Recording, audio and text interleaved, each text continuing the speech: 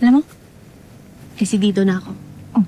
Pahiram ako ng plancha, pahiram ako ng damit, tapos magsi-skincare ako para maging clear skin ako katulad ng Miss Blush na yon. Para mapansin ako ni Robin, kailangan ko magpaganda. Sige ate, tutulungan kita dyan. At sana tulungan talaga tayo ni Lord kasi kailangan na natin ng divine intervention. Grabe ka naman sa akin, ha? Divine intervention agad? Kaya naman natin tayo-tayo lang eh.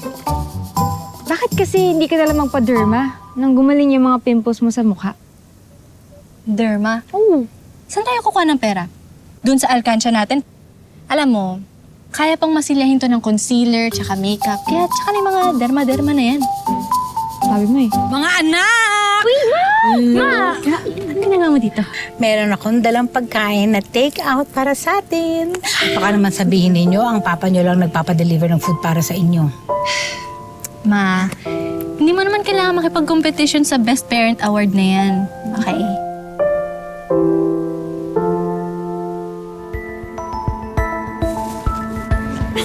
Papay ko.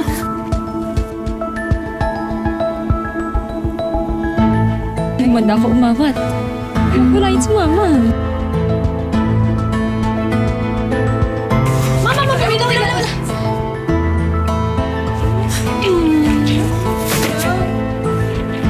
Sayang. Sayang yung pagkain daw. Walang kakain! Kailangan kong maging kasing sexy ng Donna na yun. Kailangan magsisi ang papa ninyo. Kailangan ma-realize niya na hindi lang sa ukay merong pre-love. Na ako na dati niyang minahal. Marirealize niya ang halaga ko ulit.